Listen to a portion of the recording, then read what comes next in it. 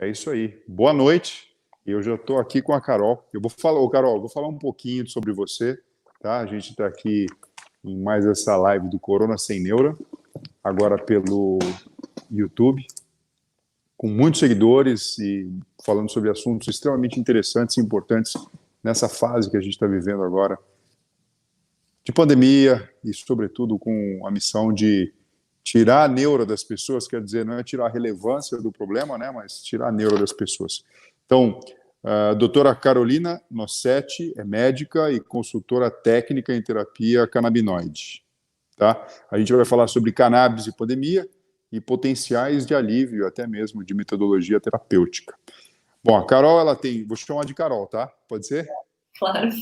Legal. Ó, a Carol tem 10 anos de experiência nos Estados Unidos, tem 7 anos dedicados ao ecossistema de cannabis e mais de 5 anos de atuação no desenvolvimento de produtos terapêuticos, com vivência nos principais centros produtores do Colorado e Califórnia. Está falando dos Estados Unidos, né?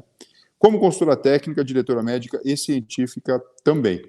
É também membro da International Association for Cannabinoid Medicines. Medicines, é isso que fala, né?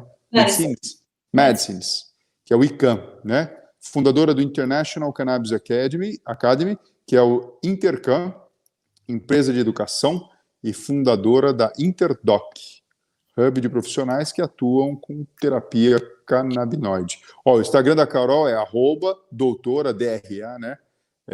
Carolina Nossetti, Noctti, e o YouTube é esse que ela está com a gente. Carol, antes de mais nada, eu falei aqui um monte de coisa, mas eu quero agradecer você, te dar muito boa noite enfim, falar muito obrigado por esse tempo que você está destinando a conversar com a gente aqui em aberto, com todo mundo que nos segue aqui, os seguidores que estão migrando do Instagram, do Facebook, os que já são aqui do YouTube, sobre esse assunto tão intrigante, né, e muitas vezes desafiador, e para quem trabalha de pertinho, tão real já, né?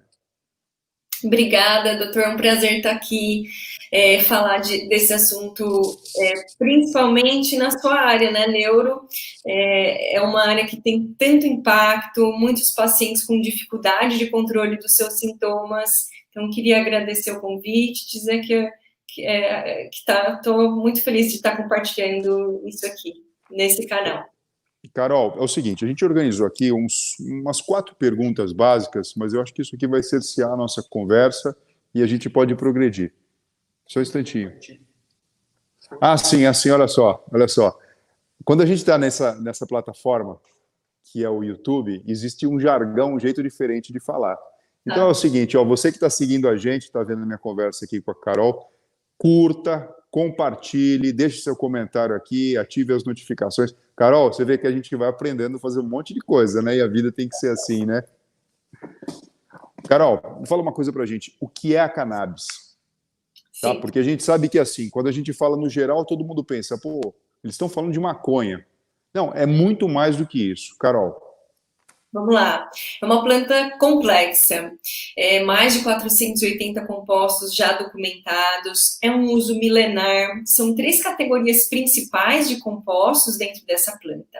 Primeiro são os canabinoides, depois os terpenos, que são também os conhecidos óleos essenciais, que têm seu potencial terapêutico, e os flavonoides, que dão a cor e o sabor aos alimentos diferentes, né, inclusive a cannabis. E tem outros compostos menores. Dentro dessa categoria dos canabinoides, a gente tem 2 principais, o CBD, o canabidiol, e o THC, o tetrahidrocannabinol. Mas mais de 120 já foram documentados. E a gente fala desses 2 principais. Eu acho que o mais interessante, Fernando, dessa planta é a segurança dela. A gente tem 5.000 anos de história nessa planta e 0 de mortalidade. Poucas vezes, né, na nossa prática clínica, a gente tem uma oportunidade como essa de ter uma terapia tão segura nas nossas mãos. Então, esse, em suma, é a cannabis. Carol, então vamos lá. Você está dizendo para a gente que a gente está aqui no ano 2020. 3.000 anos antes de Cristo já existem relatos da utilização da cannabis de alguma forma. É muito tempo, né? terapêutica, para determinado, para tratar um sintoma, para tratar uma doença, para aliviar algum desconforto. É isso que você está falando. Isso, e inclusive o pai da medicina, o imperador amarelo Shenlong, né, ele tido como pai da medicina, mas também o pai da agricultura, já se versava nos livros que ele escreveu o uso da cannabis para algumas indicações, inclusive demência e dor. Então é um uso milenar. Nos livros Veda, da Ayurveda, também se mencionava.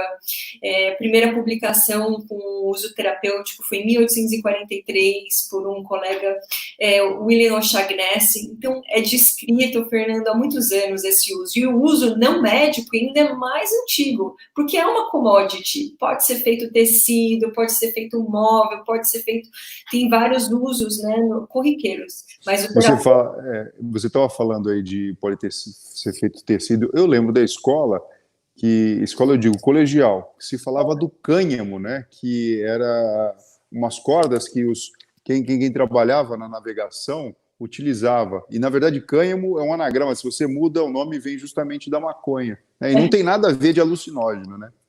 Então, não. O termo cânhamo é técnico. Todos os cânhamos são cannabis. Nem todas as cannabis são cânhamo, no sentido de que é uma definição técnica de plantas cannabis com menos ou até 0,3% de THC. Essa definição veio de algo que se chama Farm Bill, que é um papel americano, do governo americano, que regulamenta o cânhamo. E lá eles falam que cânhamo pode, como commodity nos Estados Unidos, desde que seja uma cannabis até 0,3.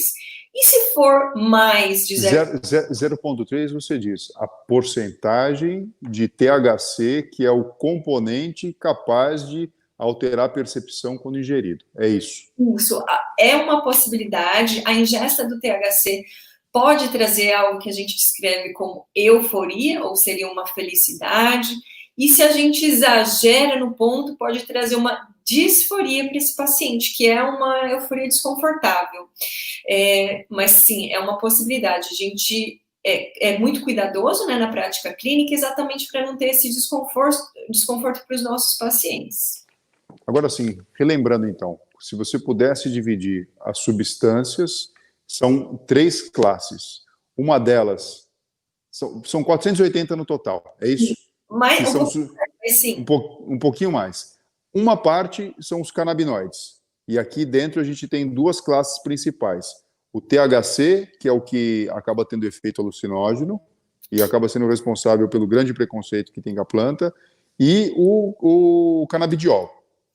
É isso. Dentro dessa categoria dos canabinoides, a gente tem mais de 100 documentados, e os 2 principais são o CBD e o THC. Essa questão de THC ser alucinógeno, quem trabalha com isso é muito difícil de ver esse efeito colateral. Tem em alguns lugares descritos, mas tem que ingerir uma dose muito alta. O que a gente vê mais comum, Fernando, é a ansiedade e síndrome do pânico como possíveis efeitos colaterais. Tem alguns outros, boca seca, enfim, tem alguns outros efeitos colaterais descritos. Mas a alucinação é extremamente rara da gente ver na nossa prática clínica, Fernando. A segunda classe são os terpenos, é isso? Terpenos. Terpenos. E os terpenos têm alguma ação terapêutica ou tem? É bem interessante os terpenos.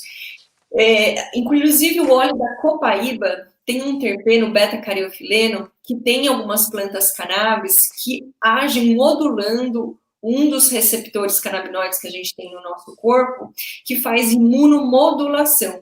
Então, esse terpeno, ele tem o potencial de diminuir a dor, fazer um manejo melhor da dor do paciente, e tem ali um potencial anti-inflamatório, inclusive diminuir a dor.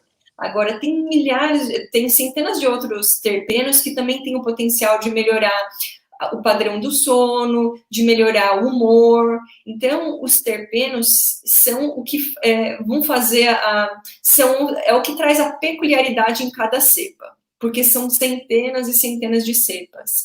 O que diferencia as cepas?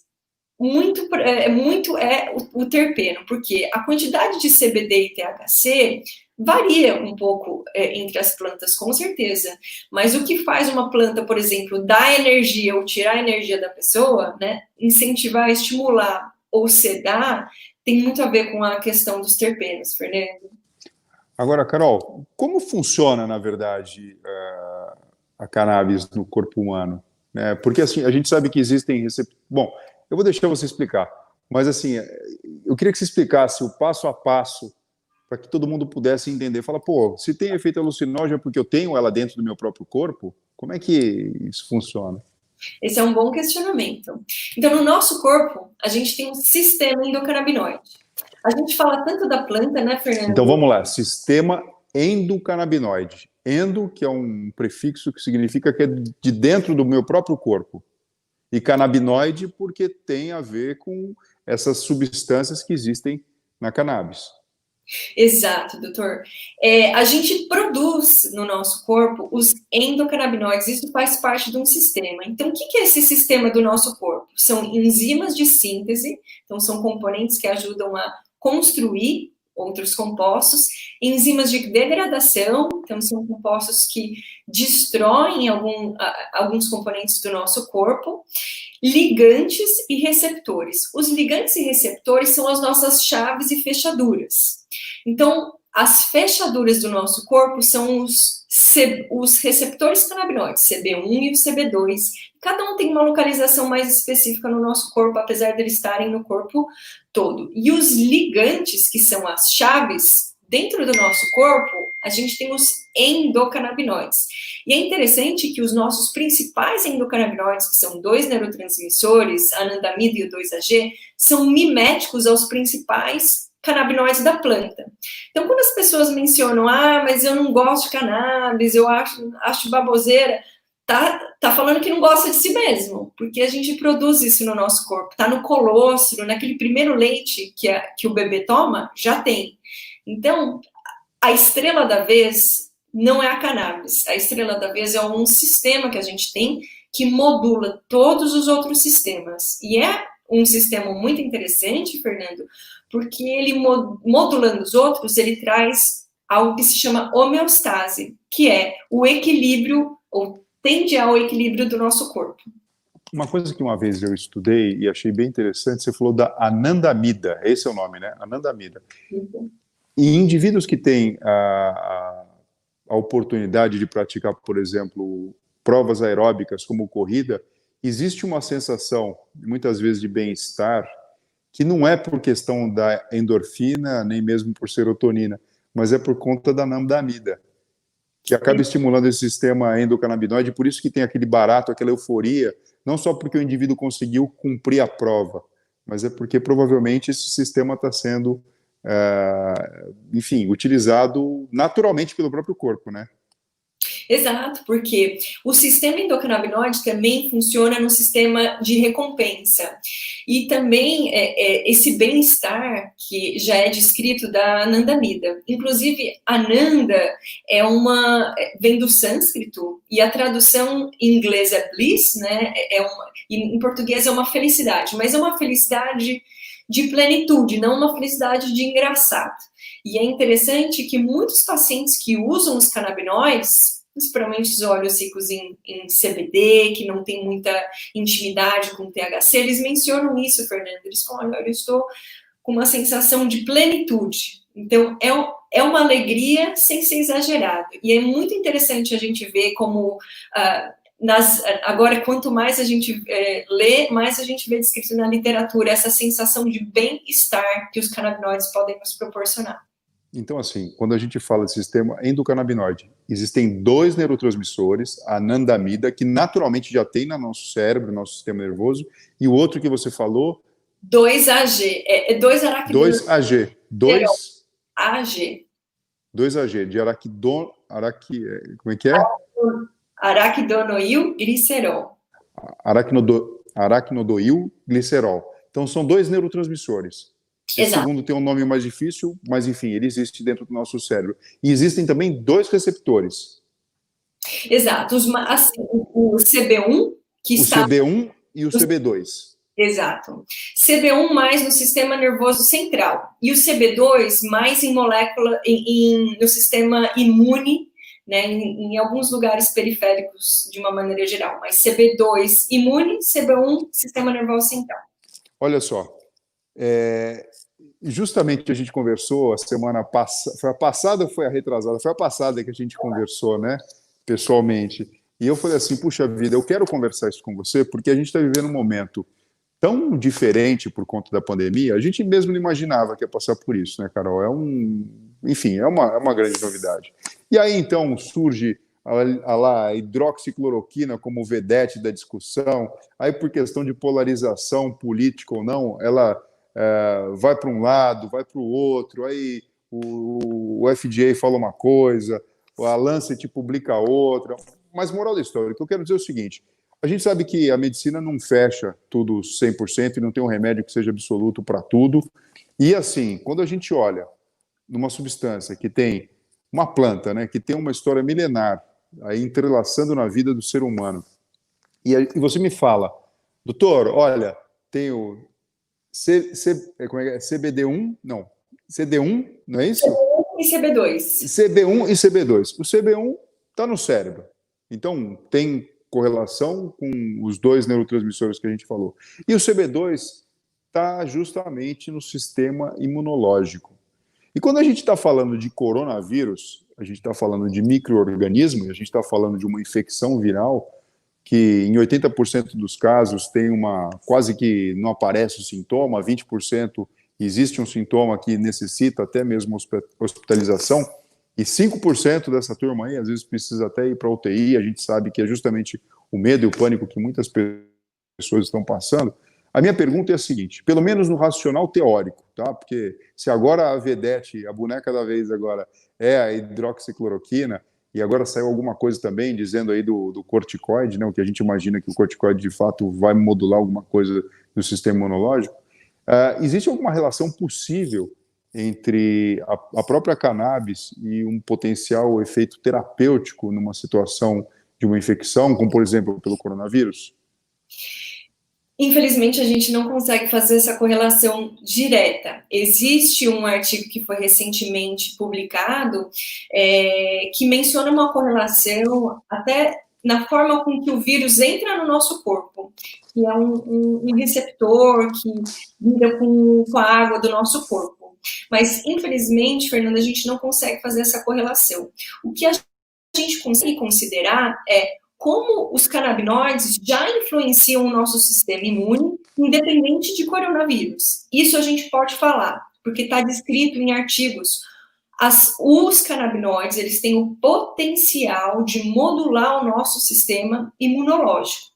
Então, se a gente considerar que a base, ou dos pontos importantes, né, da infecção do coronavírus, seria essa tempestade de citocinas, então é uma produção excessiva de moléculas imunes, o que leva a diferentes pontos negativos, né, na resposta desse paciente. Se a gente considerar que os canabinoides têm potencial de modular isso, então a gente consegue considerar que existe um potencial nesses picos de produção, de que os canabinoides possam diminuir essa quantidade de produção e evitar que o paciente passe por esse desconforto dessa tempestade essa tempestade de citocinas, mas são diferentes substâncias ali inflamatórias que estão sendo produzidas. Então, a gente pode falar que existe esse potencial. E também alguns pontos, Fernando, com relação a sintomas relacionados à pandemia de uma maneira geral. Claro que no Brasil existe uma necessidade de provar a refratariedade, né, da indicação antes da gente conseguir prescrever. Então, no Brasil, essa prescrição não é possível.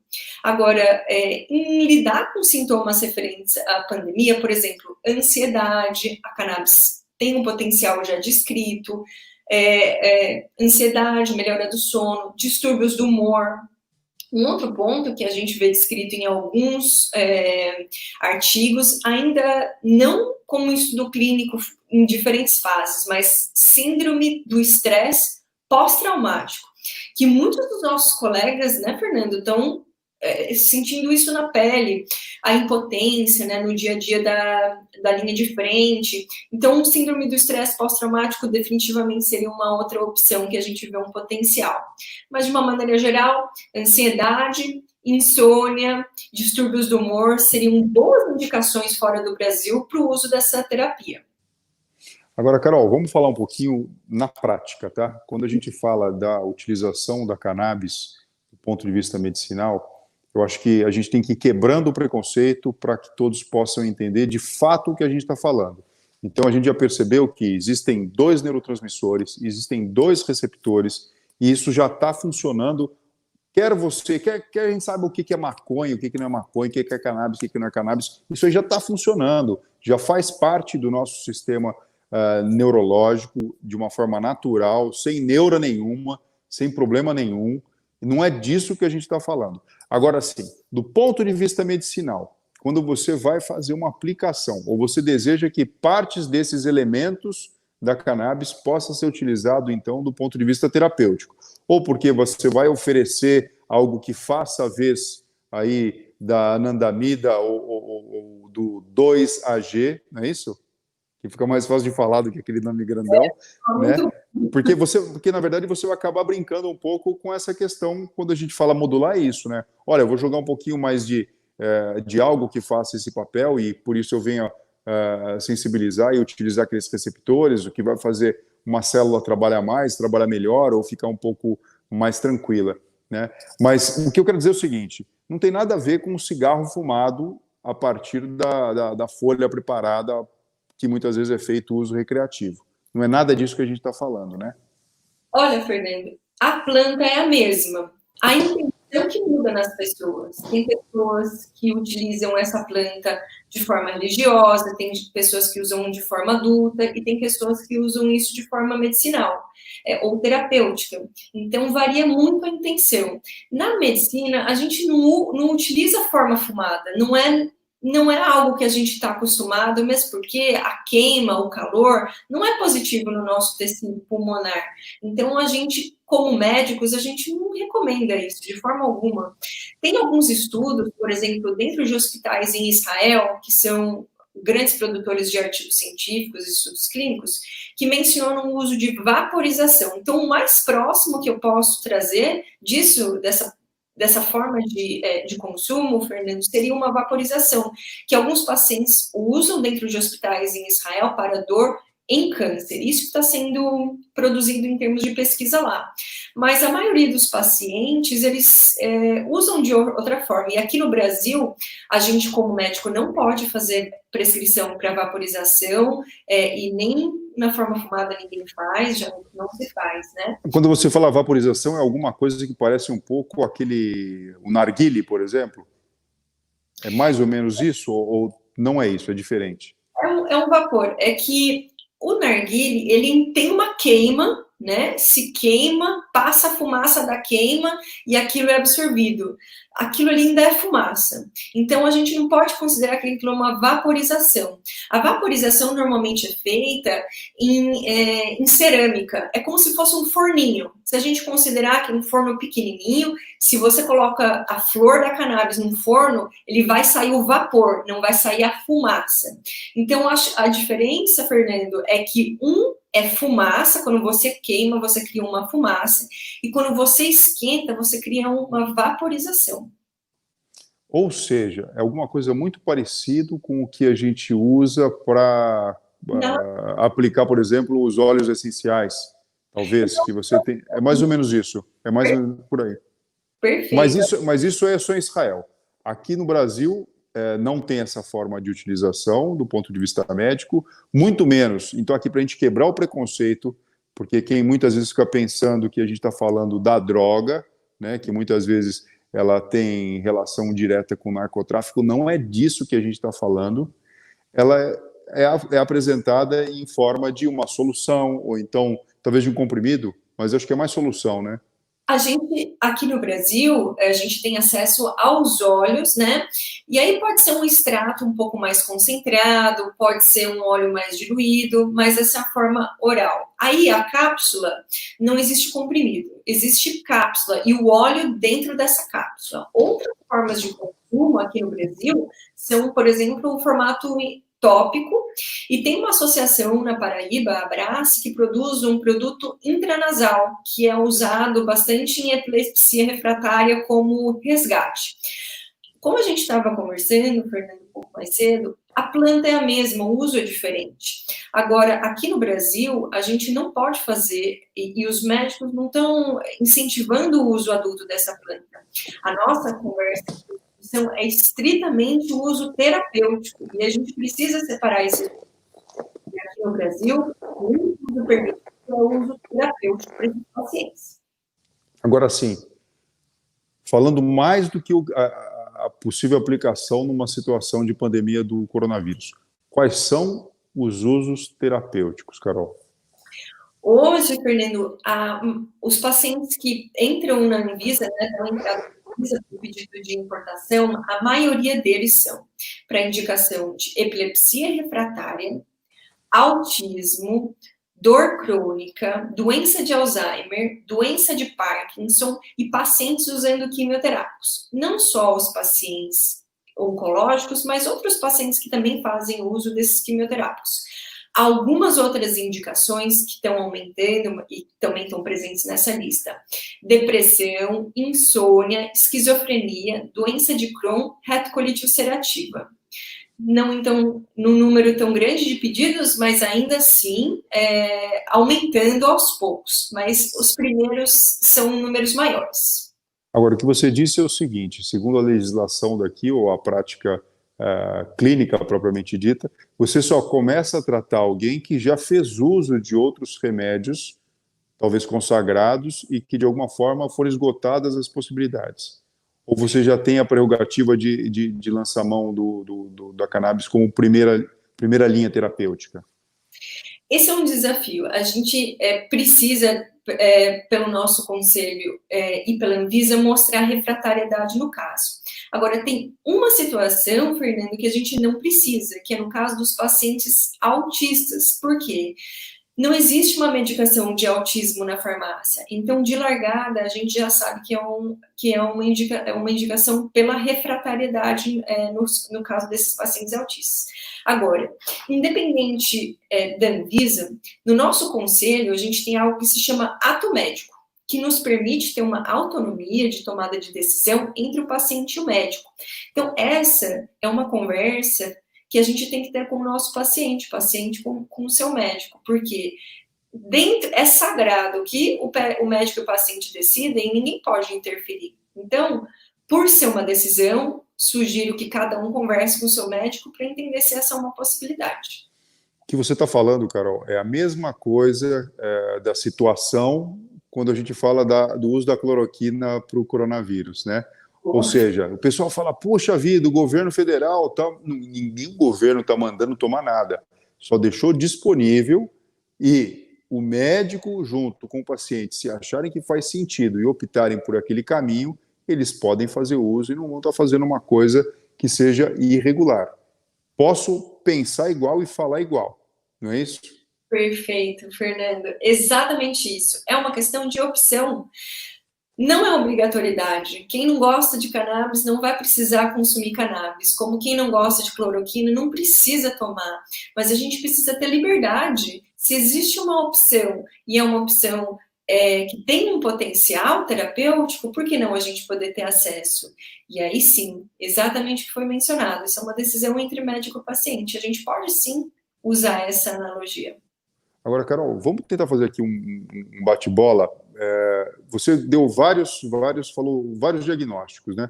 Eu gostaria que a gente falasse assim, o diagnóstico e o potencial efeito positivo que a cannabis produziria. Por exemplo, vamos lá, epilepsia. Tá. A gente pode observar, Fernando, uma diminuição, existe o potencial, né, de diminuição do número de crises convulsivas por dia. A gente vê também uma melhor qualidade do sono, menor ansiedade desses pacientes e uma melhora cognitiva. Esses são os pontos principais que a gente vê de melhora nesses casos de epilepsia refratária. E a cognição a gente vê a melhora porque, além de ter um potencial em específico para isso, quando a gente diminui o número de crises convulsivas, a gente dá uma oportunidade para esse cérebro desenvolver melhor. Então, esses são os pontos no caso de uso em epilepsia refratária. Seguindo ainda dentro da neurologia, Parkinson. O uso de Parkinson, eu vou separar entre o potencial do óleo rico em CBD e o potencial do óleo rico em THC. Iniciando com óleo rico em CBD, a gente vê uma prevalência da depressão nesses pacientes e de distúrbios do humor, que inclusive às vezes antecedem o diagnóstico de Parkinson.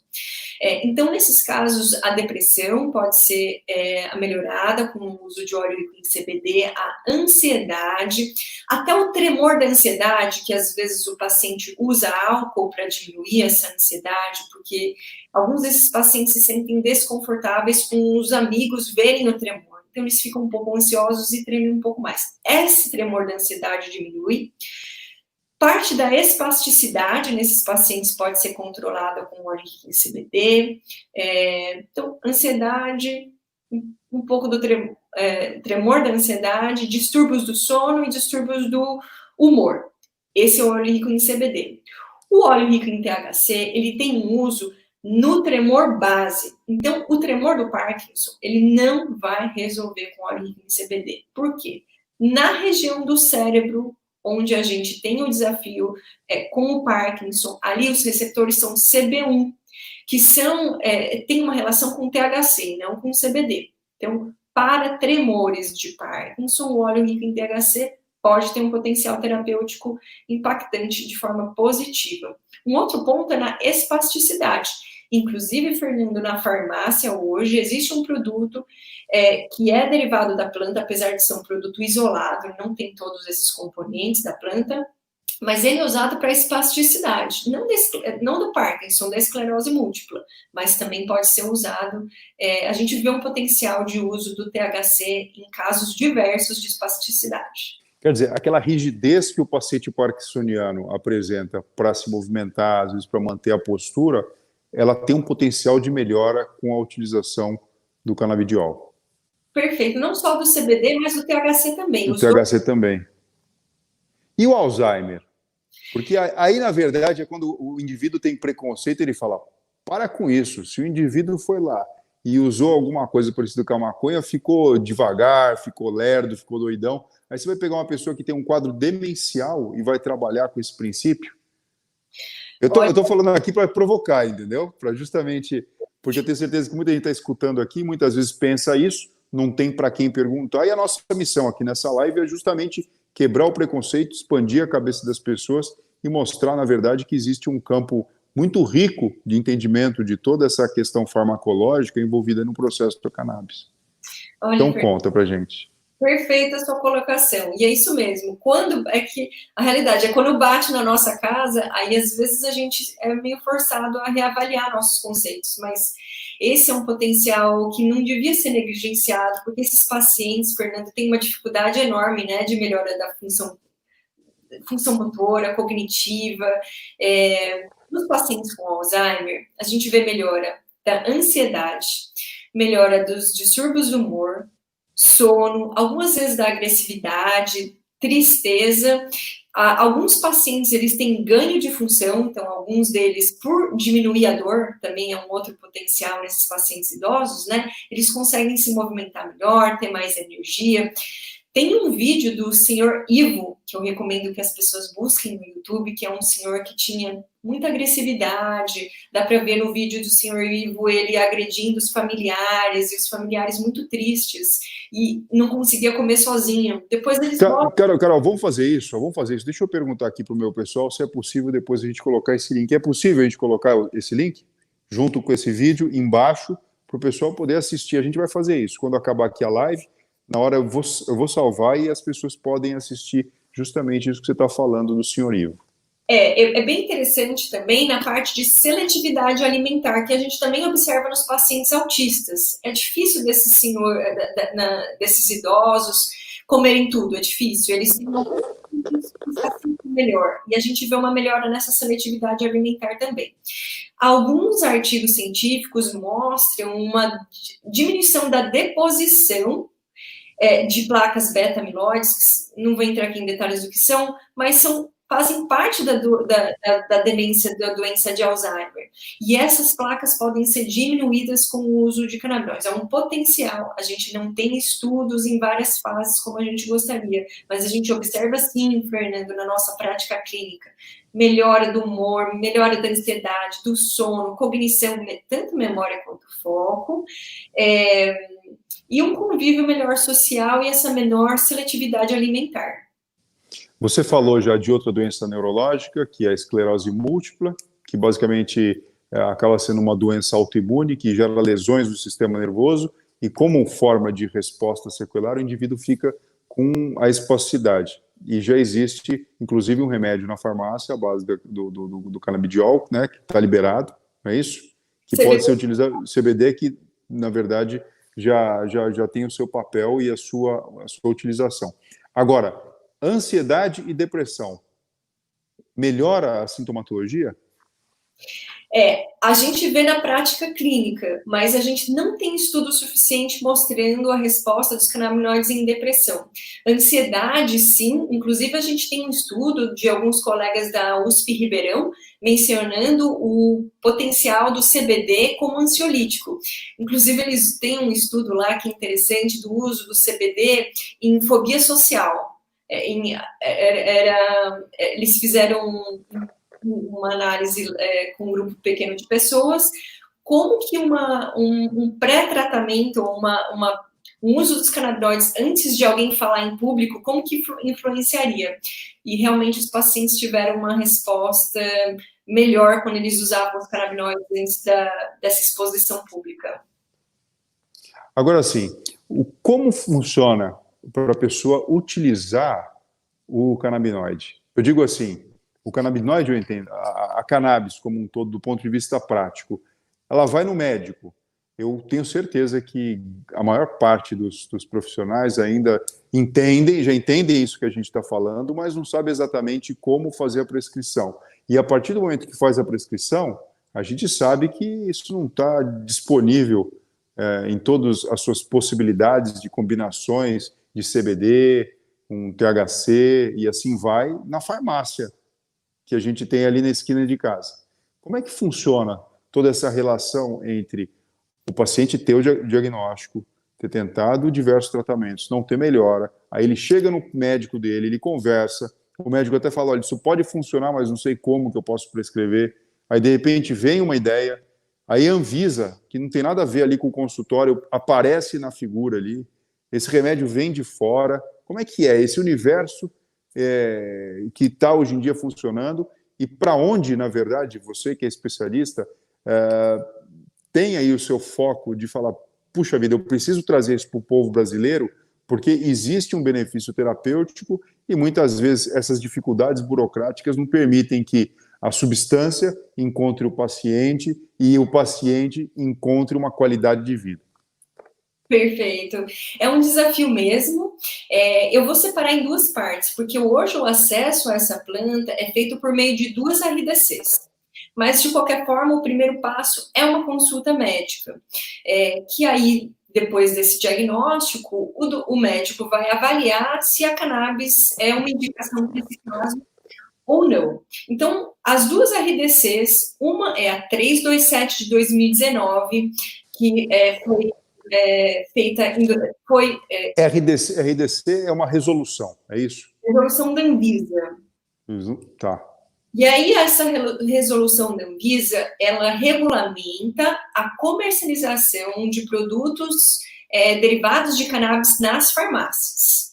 Então, já temos 2 produtos de cannabis na farmácia que são feitos por componentes isolados da planta. E só um deles está sobre essa RDC 327 em forma de produto derivado de cannabis. Esse é um produto rico em CBD, que entrou por essa RDC. Tem um outro produto na farmácia que é tanto CBD quanto THC. Inclusive, tem um pouquinho mais de THC do que CBD, que é para espasticidade da esclerose múltipla. Para os pacientes terem acesso a cannabis por meio dessa RDC da venda que vende na farmácia, a cannabis na farmácia, quem precisar de produto rico, quem precisar de cannabis com até 0,2% de THC, precisa de uma receita azul. Quem precisa de um produto de cannabis que tem mais de 0,2% de THC vai precisar de uma receita amarela. Então, essa é a primeira RDC, regulamentação da Anvisa. A outra é a 335 de 2020. Essa regulamenta, Fernando, a importação individualizada, que já é permitida desde 2015, de maio de 2015 aqui no Brasil. Essa precisa de uma receita branca, só que demora um pouquinho mais, por quê? Vem importada. A primeira, por mais que tenha essas receitas complexas, um pouco mais complexas, você vai na farmácia e compra. Essa outra, da importação individualizada, precisa de uma receita branca, o paciente encaminha isso para a Anvisa, por meio de um portal online, a Anvisa avalia, demora de 2 a 3... Quando você diz a receita branca, não é uma receita simples. É uma receita simples. Carbonada ou não? Não precisa. É uma receita simples, feita em uma folha só. Porque a azul é aquela que é utilizada, por exemplo, para benzodiazepínicos, como, por exemplo, vamos falar um famoso aqui, o Rivotril. A amarela é para, por exemplo, psicoestimulante, como anfetamina, ritalina, ou então a morfina, né? Morfina. É amarela. Morfina. E a branca é a branca normal, de consultório. Só que, como o indivíduo não consegue comprar na farmácia, ele precisa anexar ou apresentar isso num portal especial da Anvisa. Do governo, é um site que é de fácil acesso para todo mundo. Hoje não tem demorado, Fernando, 2 a 20 dias, já teve épocas que a gente esperava 70 dias para a Anvisa fazer essa autorização. 70? Foi um período difícil nas nossas vidas. Porque os pacientes muitas vezes não têm 70 dias, eles precisam agora. Você está falando uma coisa assim, que quando a gente puxa, por exemplo, a epilepsia, um paciente em estado de mal epilético, eu mesmo já vi isso acontecendo com o bebê. O bebezinho tinha uma crise depois da outra, a gente chama estado de mal quando é dessa forma, diversos tipos de medicamentos que são aceitos, prescritos e estão disponíveis no mercado foram utilizados, e simplesmente quando chegou, porque eu lembro que tinha isso, tinha demora, quando conseguiu chegar e ter acesso ao canabidiol, ao CBD, né, que na verdade acaba sendo um mix, né, é que o paciente conseguiu ter o controle das crises, mas eu lembro que teve um delay realmente assim grande, né, não chegou a 70 dias, mas de fato foi mais de uma semana, e existiu uma angústia muito grande, pelo menos isso aí eu estou falando para você, foi 1 ano, 2 anos atrás. É um desafio essa espera. Agora, as pessoas me perguntam com frequência, mas se já está na farmácia, por que é que eu vou esperar 2 ou 20 dias? Né? Por quê? Então, o motivo os produtos que estão na farmácia são de componentes isolados, ou CBD isolado, ou CBD e o THC isolados. Os produtos que vêm de fora, eles têm a opção de ser full spectrum. O que isso quer dizer? Que a gente pegou a planta toda e usou todos os componentes que estão ali nessa planta em forma de terapia. Qual que é a vantagem desse tipo de produto full spectrum? É algo que se chama efeito comitiva ou efeito entourage. O que menciona esse efeito? Que os produtos terapêuticos provenientes da planta inteira, então, com o terpeno, com os flavonoides, com os outros componentes menores, eles têm uma maior efetividade e uma menor quantidade de efeitos colaterais. Então, você precisa de menos produto para ter o mesmo efeito e você tem um padrão de segurança diferenciado. Carol, peraí, então o que você está falando é o seguinte, essa nossa visão de que se é mais purificada a planta, não a planta, o extrato dela, né? Então, assim, acredito que o pontapé inicial disso, em algum momento, foi a questão do preconceito. Então, se o problema é o THC, vamos tirar ele totalmente da jogada. E aí, com isso, você tem ali um elemento que faz parte aí dos canabinoides puro. Só que isso pode parecer bom, quando a gente fala da qualidade, da pureza da substância, mas quando a gente fala de organismo humano, para a droga funcionar, ela ser absorvida pelo aparelho digestivo, ganhar corrente sanguínea, passar pelo fígado, enfim, chegar no cérebro e para ter efeito, quando ele está isolado, na verdade, não funciona tão bem quanto quando você tem, não é nem o blend, não é nem a mistura, mas a planta no seu espectro total, com todos os outros elementos pequenos que fazem parte desse composto. É isso. Por isso que, apesar de parecer uma coisa muito boa, na verdade, quando você vê a aplicação clínica, isso é questionável. Excelente colocação, Fernando. Exatamente isso. A gente está acostumando a achar que o puro é o melhor, mas nesse caso, não. Eu vou dar um exemplo que se a gente considerar, por exemplo, que um paciente nosso precisa de um pouco mais de energia, a gente pode, por exemplo, sugerir que ele use cafeína. Pode ser a cafeína de casa, coou o café com todos os seus terpenos, os flavonoides do café e a cafeína, e o paciente vai ter uma resposta. Ou o paciente pode ir na farmácia e comprar uma cápsula de cafeína. E, obviamente, aqui a gente já sabe qual dos dois vai ser mais perigoso para esse paciente. É o mesmo princípio. Quando a gente tem a planta inteira, a gente tem outros componentes ali que podem modular, por exemplo, o CBD, ele diminui a psicoatividade do THC. Então, os óleos ricos em CBD que tem THC, o CBD ele diminui esse desconforto que pode ser gerado. E tem outros formatos ali de modulação dentro da planta. Exatamente isso. A planta, quando é inteira, então a não pura, ela tem um efeito muito melhor e menos efeito colateral do que se a gente usar um composto isolado. Agora, sim, a gente falou de um monte de doença aqui, mas uma delas eu acabei deixando passar batido e eu tenho que voltar. Até a nossa seguidora Mari Costa fez essa pergunta, né? Fibromialgia. Eu vou deixar você responder a questão da fibromialgia e a utilização da cannabis, mas até mais do que isso. Dores, Carol. Dor oncológica, dor crônica, dor aguda, enfim. Como que a cannabis pode ajudar e qual que é o papel dela dentro desse cenário? Tá. Essa é uma boa indicação que a gente está mencionando, dor. É extremamente alta a prevalência de dor crônica nos brasileiros, cerca de 40% dos brasileiros. Então, não só na dor na fibromialgia, mas dores crônicas de uma maneira geral, a gente tem que sim considerar o uso dos canabinoides como uma forma de suporte, de terapia adjunta dentro do tratamento da dor. Na fibromialgia em específico, Fernando, eu vejo mais do que uma vantagem além da dor, que é o manejo da ansiedade, que muitos desses pacientes têm distúrbios de humor e ansiedade. Então, na dor, a cannabis ela atua não só agindo na parte imunológica desse paciente, mas também diminuindo a velocidade de passagem de informação de um neurônio para o outro. Então, como se fosse um atraso pequeno, vamos dizer assim, quando a passagem de informação está acontecendo de um neurônio de outro, como se o sistema endocannabinoide diminuísse, então controlasse também. E é interessante o uso dos canabinoides da dor, é que os canabinoides, eles mudam a nossa percepção da dor. Então, não necessariamente o paciente vai falar, estou sem dor nenhuma. Não, olha, agora eu tenho dor, mas é uma dor controlável. Agora eu estou com dor, mas eu consigo trabalhar, eu consigo sair com a minha namorada, com o meu namorado, eu consigo trabalhar tranquilamente. Então, é a percepção da dor e a aceitação que muda, principalmente no uso dos canabinoides nessa terapia.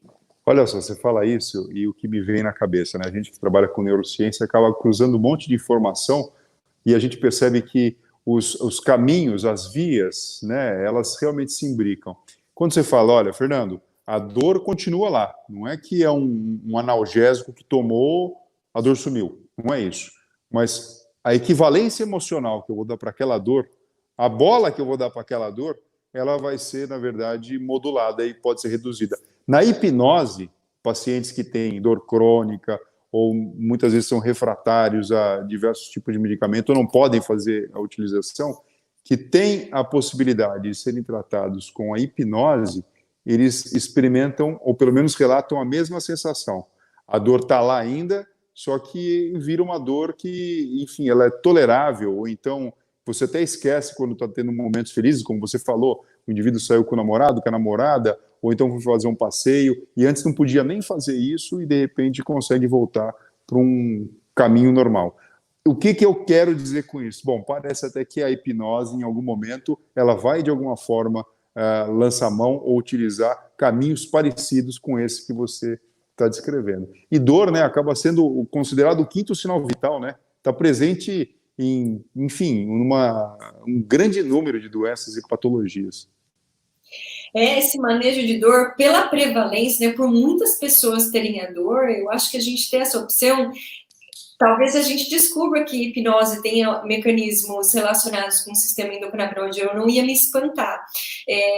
Mas existe sim um potencial enorme de ajudar esses milhares de pacientes. E concluindo aqui uma questão que você tinha trazido, quais são as regulamentações agora e no futuro? Eu não mencionei o futuro, e o futuro é próximo.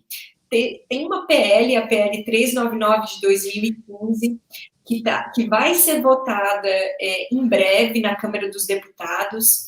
Então, peço aqui uma ação até de advocacy, quem puder, né, entrar em contato com seus deputados e apoiar esse projeto de lei. Esse projeto de lei vai regulamentar tanto a produção, inclusive em associações, quanto a comercialização aqui no Brasil. Essas discussões começaram há alguns anos atrás, mas agora finalmente está sendo estruturado por meio de uma comissão especial. Eu tive o prazer de estar lá, colaborando com o compartilhamento de informações, também no Senado, isso está sendo discutido, a senadora Mara Gabrilli está liderando, também tive o prazer de estar lá e ver que os senadores não estão contra, eles querem aprender, eles querem entender melhor como é que funciona. Isso também está sendo discutido aqui na LESP, na Assembleia Legislativa do Estado de São Paulo. Então, esse é o futuro, Fernando, é isso virar lei, o acesso ser democratizado, mais barato e mais rápido. Agora sim, sempre tem aquelas pessoas que também ficam com medo, falando o seguinte: bom, o que eles estão dizendo aqui é que, de repente, então, vai poder ter plantações de maconha para tudo quanto fazenda, ou sítio, ou chácara, Brasil afora. Explica um pouquinho para a gente, e depois eu vou querer rolar uma bola para você mesmo, e você vai entender o porquê que eu estou falando isso. Explica um pouquinho para a gente esse negócio da plantação, da liberação ou não do controle, enfim. O que isso quer dizer? Porque é um segundo ponto, na verdade, nevrálgico aí, que quem tem preconceito não consegue entender. É um desafio porque para estruturar de uma forma segura, precisa de muita organização, precisa de uma regulamentação. É possível, acontece em países de primeiro mundo, mas aqui, por causa da segurança, existe a necessidade de, nesse projeto de lei que está sendo estruturado, que vai ser votado em breve, que se tenham ali parâmetros claros, exatamente para não acontecer problemas de segurança. Mas isso, um colega nosso, o deputado Luciano Dutti, ele está nos liderando, né, nessa relatoria, e ele incluiu ali parâmetros de segurança exatamente para essa preocupação não acontecer, Fernando. Bom, eu vou agradecer você por seu tempo, por essa live maravilhosa, e vou fazer aquela bola que eu falei que ia rolar para você. Se for pesado no teu ombro, você pode falar para mim, tá? Mas eu tenho certeza, na verdade, que não é, porque você já abraçou isso como missão. Então, quem assistiu a nossa live aqui, Carol, de repente tem um parente ou a própria pessoa é paciente, aí falou, puxa, poderia, em alguma situação, já tentei um monte de coisa ou não, ter a cannabis como um aliado terapêutico. Aí vai fazer aquilo que a gente orientou. Porque, assim, eu fico muito feliz por conta dessas lives, porque as pessoas vêm aqui buscar conhecimento mesmo, e a gente entrega isso.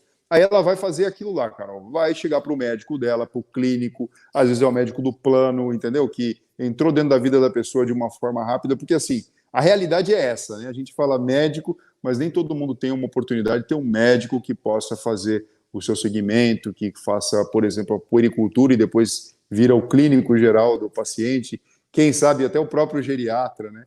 Mas, enfim, aí vai falar com o médico, fala, olha, assisti uma live lá com o doutor Fernando, ele falou com a doutora Carolina no set, amiga dele, explicaram para a gente toda a questão dos endocannabinoides, a questão das possibilidades terapêuticas, e aí o médico, ele até fala, realmente faz sentido, mas ou porque não sabe, ou porque não tem conhecimento, não prescreve e acaba interrompendo uma possível história, pelo menos de busca aí por um tratamento. Como que essa pessoa pode proceder? A gente pode pedir para o médico, de repente, procurar a doutora Carolina, qual que é o caminho de toda essa organização? Porque, assim, só da gente explicar isso e demonstrar para todo mundo que tem pesquisa séria acontecendo e pessoas que estão sendo tratadas e melhoram, já estamos quebrando um super paradigma aí, estamos mudando um monte de coisa, mas o passo seguinte, a gente que presta muita atenção nessa questão da educação continuada, como é que ela pode acontecer? Se for pesado o que eu estou te pedindo ou falando, você me avisa. Se não, por favor, explica para a gente. Não, eu acho que é o centro de como a gente resolver esse desafio na realidade. Essa é a minha missão, esse é o meu propósito, é o que eu faço 7 dias por semana, tanto na parte de cuidado ao paciente, então meu consultório é 100% dedicado, né, a pacientes que fazem uso dessa terapia, também faço consultoria técnica, mas algo que é bem central na minha vida é a educação, principalmente a educação de profissionais de saúde, porque enquanto a gente não teve isso na nossa faculdade e a gente nem sabe quando vai ter na nossa grade curricular. Essa conversa médico-paciente precisa acontecer e muitas vezes é o paciente que vai informar o médico sobre a segurança dessa terapia. Então, uma primeira opção em termos de começar esse papo, se os pacientes ou cuidadores não souberem como começar esse papo, talvez imprimir um artigo científico e levar. É parte da minha missão ensinar aos colegas. Então, colegas que tiverem dúvidas, se os pacientes acharem, se sentirem à vontade, compartilha meu Instagram. Periodicamente eu estou dando aula para profissionais de saúde, inclusive em breve vai ter um curso, e é assim, é um ensinando o outro, Fernando, é um comunicando com o outro, porque não é só o potencial de melhora de qualidade de vida do paciente, é o potencial de melhora de qualidade de vida do cuidador, do familiar, da professora da escola, do vizinho, de todo mundo que está envolvido no cuidado desse paciente. Então, sugiro que os colegas procurem outros colegas. Pode me procurar no indirect do Instagram, converse com outros colegas que estão prescrevendo, veja informações em artigos científicos, porque esse nosso medo e desconforto de outrora era pura falta de informação. Então, a gente tem que ter empatia e sensibilidade com os colegas que estão escutando isso pela primeira vez. Não pode ficar bravo com o médico, porque não é maldade do médico, a gente não aprendeu. Mas fique sempre à vontade de compartilhar minhas redes sociais e vai ser sempre um prazer conversar com os colegas sobre esse assunto. Ô, Carol, obrigado, viu? Obrigado porque eu acho que é justamente isso, a pecinha que na verdade não é uma... Eu falo pecinha porque parece que é um quebra-cabeça, enfim, mas é a peçona, na verdade, que faz falta, ou estava fazendo falta aqui no país, porque surgem as coisas novas, a gente escuta falar de invenções, de protocolos, de passos que já foram dados em diversos né, em diversos países, e de repente aqui para a coisa fazer virar fica difícil. Eu mesmo, na prática clínica, eu tenho alguns pacientes, uns 3 ou 4, que fazem uso, entendeu? Um com epilepsia, 2 com epilepsia, um com Parkinson, e outro uma criança que tem espasticidade, e de fato chegaram até mim já fazendo a utilização, né? E a gente, por mais que estude, faça parte da universidade, a gente percebe que, assim, sempre tem uma pessoa que está na crista da onda em relação àquela terapia, ou àquela doença, ou àquela patologia, e a gente precisa realmente trocar informação e procurar pessoas que estejam realmente envolvidas na causa para passar informação que seja de qualidade, porque muitas vezes uma terapia, uma cirurgia, um remédio, ele pode ter uma superutilização muito boa, muito positiva, mas que se aplicada de uma forma, às vezes, descuidada, ou que não chegou até o limite terapêutico que poderia ter alcançado, às vezes é deixado de lado, abandonado, e, enfim, a gente sai para tentar descobrir mais coisas, sendo que já está aí, né? Basta a gente olhar para a nossa própria realidade. Exato. E, Fernando, queria, assim, pedir para as pessoas que estão nessa live, serem também agentes de mudança. Todo mundo que está aqui, tenho certeza que tem interesse em saúde. E a gente pode, independente se somos médicos ou profissionais de saúde, impactar positivamente na vida de outras pessoas. Então, se vocês têm alguém próximo que tenha alguém com diagnóstico de autismo, Alzheimer, Parkinson, dor, alguém com câncer, alguém com insônia, ansiedade, esquizofrenia, compartilhem o link dessa live, falem para eles conversarem com seus médicos sobre esse assunto e espalhem essa informação, porque tem muito paciente sofrendo à toa e a gente poderia estar dando uma melhor qualidade de vida para essas pessoas de uma maneira mais segura, utilizando uma terapia que tem mortalidade zero, quer dizer, nunca matou ninguém e pode trazer uma enorme qualidade de vida por meio também de redução de danos. A gente diminui os efeitos colaterais das medicações controladas nos casos desses pacientes mais refratários. E queria agradecer, é um prazer sempre conversar com você, Fernando. Eu admiro muito a sua jornada, você sabe que eu sou sua fã, e a gente está aqui conversando sobre esse assunto, mas a responsabilidade é de todos que estão escutando isso aqui, de compartilhar essas informações. É isso aí. Carol, muito obrigado mais uma vez. Um beijo no seu coração, um beijo no coração de todo mundo. E você que acompanha a gente aqui também pelas redes sociais e agora aqui pelo YouTube, né? E gostou de assistir aqui, viu o trabalho da Carol, viu o trabalho da gente aqui no Coronel Saneiro, não deixe de compartilhar, como a Carol falou, com seus amigos, com seus parentes, com as pessoas que você gosta. Se inscreva aqui no canal, coloque aí as suas notificações no modo on, no modo que funcione, que você possa ter os seus acessos aí garantidos. Carol, muito obrigado, uma boa noite para você e a gente vai se encontrar certamente em breve para conversar mais sobre esse assunto. Obrigada, Fernando. Tenha uma ótima noite.